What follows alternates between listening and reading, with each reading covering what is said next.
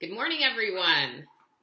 Good morning. We're here for the Sunday Pep Talk, and as promised, I'm Jenny Hensley, co-owner and effectiveness coach with Dynamics, and we're lucky enough to have Tom Fry, co-owner of Dynamics. Hey, Tom. Yes. What's this? I have no idea. That's me jumping on the Columbus Blue Jackets bandwagon. Oh my goodness. Yeah, I'm a little tired actually from a very late night last night watching the Blue Jackets pull off a victory. That was so exciting. I finally get it. It's taken, I don't know how many, 20 years, but I'm getting a little feedback. Yeah. Turn your volume down just a tad. Okay. So everyone, welcome. We took the week off last week, and because Tom reminded me not so subtly that we should practice what we preach, and when I talk about enjoying your weekend, we should enjoy last holiday weekend, so we hope you all enjoyed that. And we're coming back strong today. We're going to talk to you about retreats. So, yes. Hey, and if you jumped on the bandwagon or were already on the bandwagon, give us a thumbs up. Go Blue Jackets. Woo. Now I have to learn about hockey because I don't understand. Okay. So we're just going to talk about three areas when we talk about retreats. And the first one is logistics. That's where, when, how, what time, who's going to facilitate. So let's just talk a little bit, starting with time.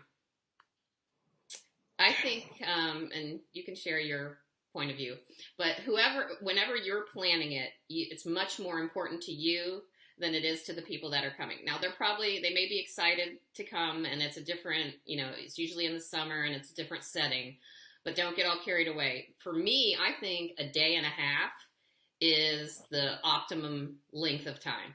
You have it on a Thursday, Friday, you go all day Thursday. If you're spending the night somewhere, you spend the night, and then you go half day Friday and maybe let them go home early.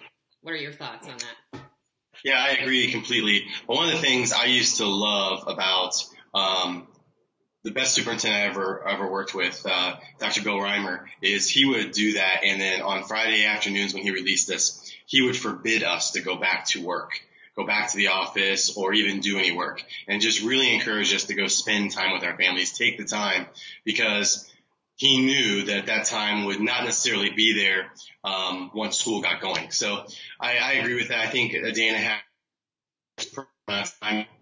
Also, within the logistics, some people really stress about, once they know a retreat's coming, knowing all the details of exactly when, exactly where. So getting ahead of the curve on the logistics so you can email out even just the brief details of the day, the times, and where you're going to be staying if it's off-site really helps bring the tension level down for some employees.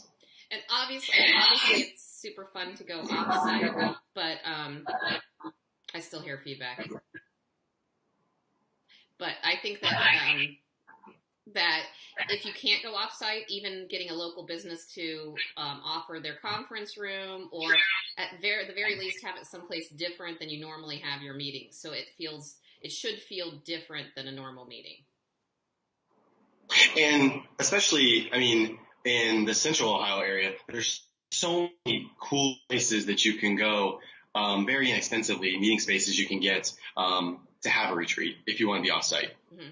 Yes, also, okay, go ahead. It's good to even reach out to local businesses, because often banks have very large meeting rooms that they'll let you have for free. Libraries have meeting spaces. There's all kinds of spaces even locally that you can get off the school grounds, but still be, relatively close. Yep. The only other thing I'd say about logistics is time of day. And for me, starting the first day at 9 or 10 if they have to travel, and then ending at 3-ish, because it's going to be sitting in a room or even just working with a group all day long is mentally taxing and draining. So be reasonable about the length of the day. Yeah, another thing about that, Jenny, I like about ending about 3 o'clock, 3:30 even, is that often the facilitator, you'll need to make adjustments to the second day based on what happens in the first day. And that gives you time, the facilitator time to work with the head administrator in charge of retreats to make those adjustments before you're completely drained from being there all day. So it gives you that time to make those changes that need to happen, to be flexible in the moment for day 2. Okay. So our second item is agenda. What are you going to talk about? You need to have a really clear vision of what you want to accomplish. Yeah, and for me, I think some of the items that are really beneficial because you have everyone together is reviewing the key data that you have on your district and how you've done with whatever your continuous improvement plans are. Often people spend so much time creating their continuous improvement plans, both at the district and building level, but don't spend as much time evaluating how we did and what needs to continue, what things can we move on from. So I think taking some time when you have everyone together to really think through that and reflect on that work is just invaluable. Yeah, and I think the idea of, I need to turn my volume down, not off, down. The idea that we talked about, and I've done 2 videos already about agendas, is that even takes it up a notch. I talk about once you have a list of things, you should only have 3 to 5 things. It still goes for, even though you're there all day, it still goes for retreats too. You need to take, now they're going to start playing. They're running around like crazy. You need to take the time that you have to talk about topics and take time with topics. Don't have a list of 400 things that you need to accomplish. Yes, because again, that'll just stress people out. Yes. And, hold on. Tom's going to talk about agendas while I go get 2 wrestling puppies. Yeah, and so, again, I think it's a great time to, on your agendas, to consider those things that professionally developing your team. So making sure to consider including learning around the work for your folks because you have everyone there. Right. I think the thing too, don't go too far the other way. Don't go too far with things that are not related to the work. People want to accomplish real work, but so you've got to find that middle ground where you've got a few things on the agenda. They're important to everyone in the room, and you take enough time for them to be able to really give thoughtful feedback and to really learn as part of the agenda. Yeah, to that end, I think one way to help you with your agenda is look at your strategic plan. Look at your mission and vision. The work that you're planning on addressing on your agenda, how does it connect to those things? If it doesn't connect, then maybe it's not the right work to be dealing with. So. Right.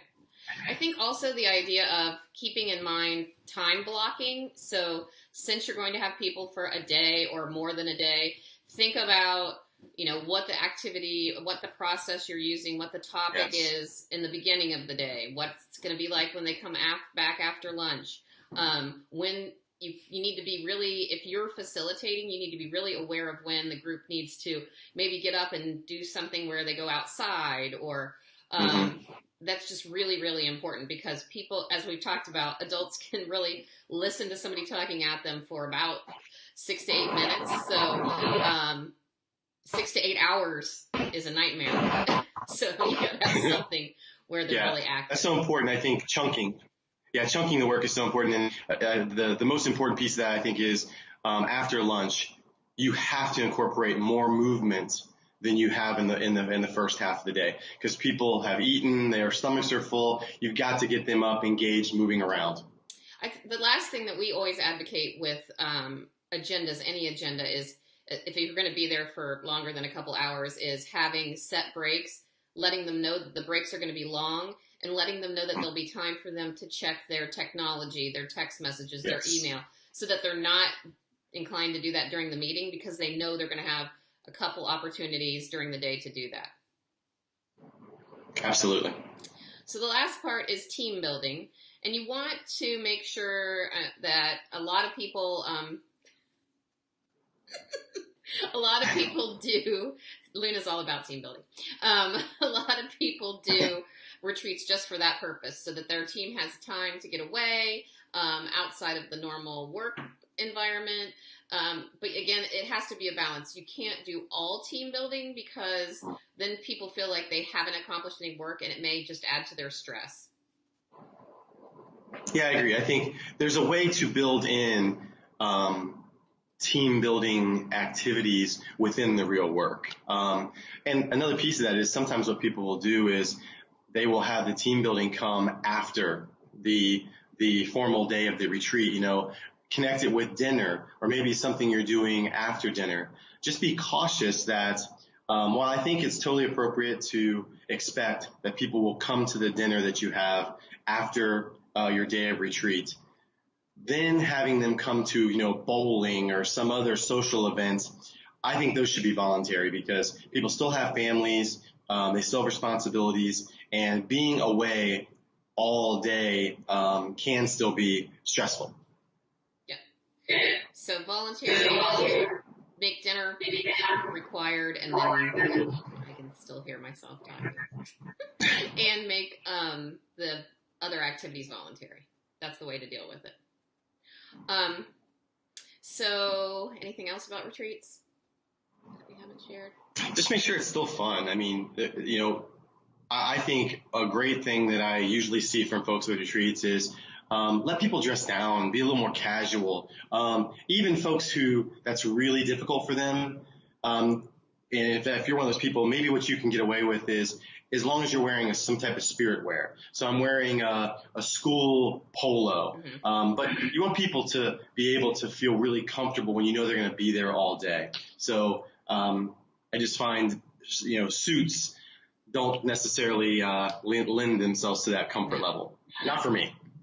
Also, and you're probably not going to like this, but I've seen some successful themes. So have a theme around the day and, have your fun activities and coming in and out of breaks based on some sort of theme that you do. I know it's a little bit fuzzy for you, but I've seen it be very effective. So.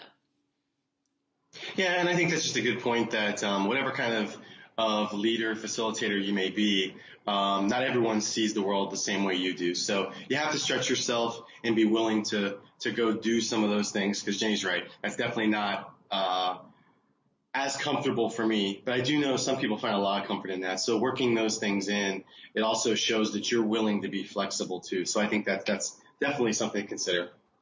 And obviously with our work, or maybe not obviously, we facilitate a lot of retreats for people. Oftentimes superintendents want to bring in, CEOs want to bring in somebody from outside to lead the day and keep the day rolling so that they can be an active participant. Obviously we think that's a good idea because that's what we do. But if you can't do that, just make sure that you either share those duties with someone or let them know well in advance if they're going to be expected to facilitate, because it is a huge job. It is a huge planning.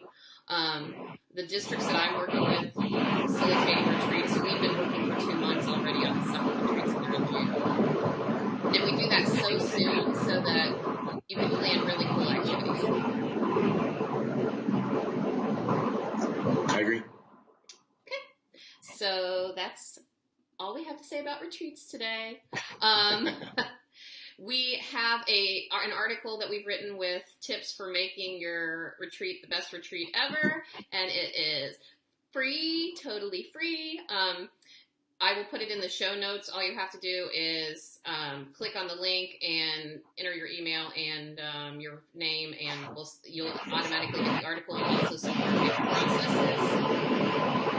Jenny, I have one more thing actually. I would say for anyone out there, if you're, even if you're planning to facilitate yourself, if you're struggling, unsure about things, send us an email. We're more than willing to talk through an agenda with you, talk through how we might do things or how you might do things. So even if it's someone you're not interested in having someone come lead the retreat, we're always willing to give you feedback on your plans. Yeah, so you can put those questions in the comments of the video.